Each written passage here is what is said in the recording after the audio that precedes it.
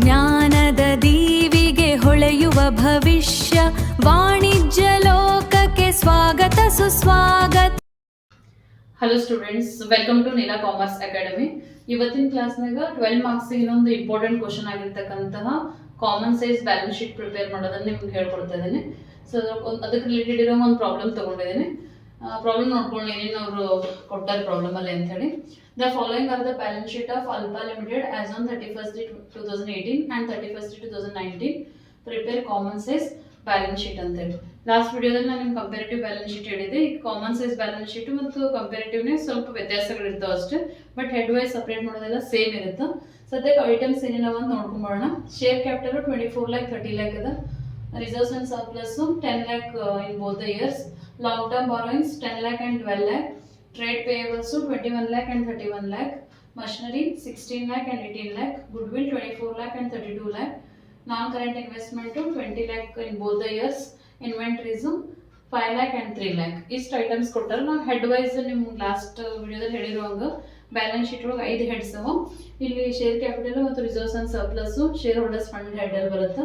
Long term borrowings non current liabilities head. Trade payables current liabilities head ಅಲ್ಲಿ ಬರುತ್ತೆ.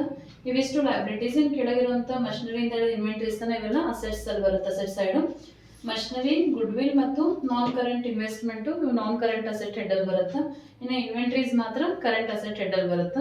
ಈಗ ಇವು ಹೆಡ್ಸ್ ನಮ್ಗೆ ಗೊತ್ತಾದ್ಮೇಲೆ ನಾವು ಪ್ರಿಪೇರ್ ಮಾಡೋದಂತೂ ಬಹಳಷ್ಟು ಈಸಿ ಇದೆ. ಇದು ವರ್ಕಿಂಗ್ ನೋಟ್ ನಂತರ ಎಕ್ಸ್ಪ್ಲೈನ್ ಮಾಡ್ತೀನಿ. ಈಗ ಇದು ಮೊದಲು ಸೊಲ್ಯೂಷನ್ಗೆ ಬಂದ್ಬಿಡೋಣ.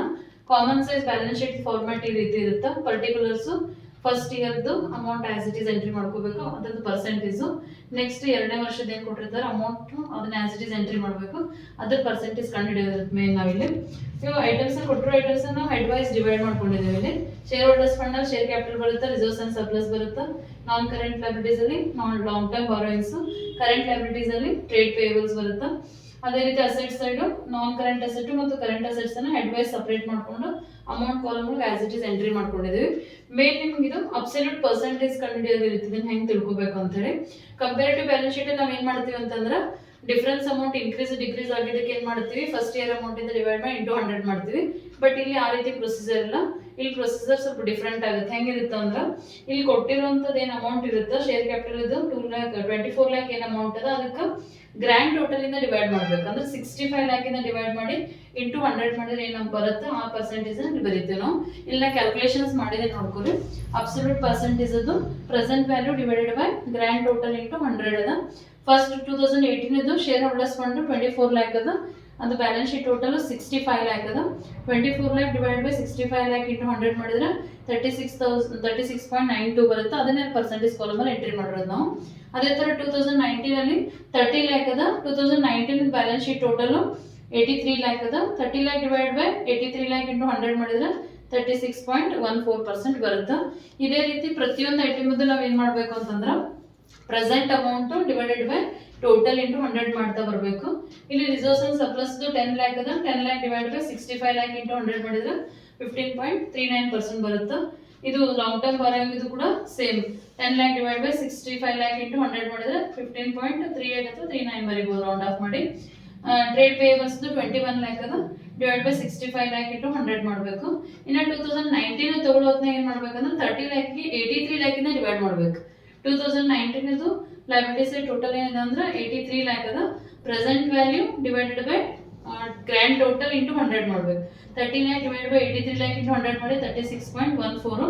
ಇದೇ ತರ 10 lakh divide by 83 lakh into 100 ಮಾಡಿದ್ರೆ 12.05 ಬರುತ್ತೆ. Next 12 lakh divide by 83 lakh into 100 ಮಾಡಿದ್ರೆ 14.46. then 31 lakh divide by 83 lakh into 100 ಮಾಡಿದ್ರೆ 37.35 ಬರ್ತದೆ. ಇನ್ನು ಟೋಟಲ್ ಕಾಲಮ್ ಮತ್ತು ಪರ್ಸೆಂಟೇಜ್ ಕಾಲಮ್ 100 ಅಂತ ಇಟ್ಕೋಬೇಕು. ಅಂದ್ರೆ ಬ್ಯಾಲೆನ್ಸ್ ಯಾವಾಗಲೂ ನಾವು ಇಲ್ಲಿ ಟೋಟಲ್ ಅನ್ನೇ ಬೇಸ್ ಆಗಿ ಮಾಡ್ತಾ ಇರೋದ್ರಿಂದ ಟೋಟಲ್ ಕಾಲಮ್ಗೆ ಎಲ್ಲಾ ಕಾಲಮ್ಗೆ ಇಲ್ಲಿ 100 ಅಂತ ಇಟ್ಕೋಬೇಕು. ಇಲ್ಲಿ ಅಸೆಟ್ ಸೈಡ್ ಕೂಡ 100 ಅಂತಾನೆ ಕನ್ಸಿಡರ್ ಮಾಡ್ಕೋಬೇಕು ನಾವು. ಇದೇ ರೀತಿ ಕೆಳಗೆ ಅಸೆಟ್ಸ್ ಬಂದಾಗ ಇಲ್ಲಿ 16 lakh ಅದ. 16 lakh ಗೆ 65 lakh ಇಂದ ಡಿವೈಡ್ ಮಾಡಿ ಇಂಟು 100 ಮಾಡಿದ್ರೆ 24.62 ಬರುತ್ತೆ.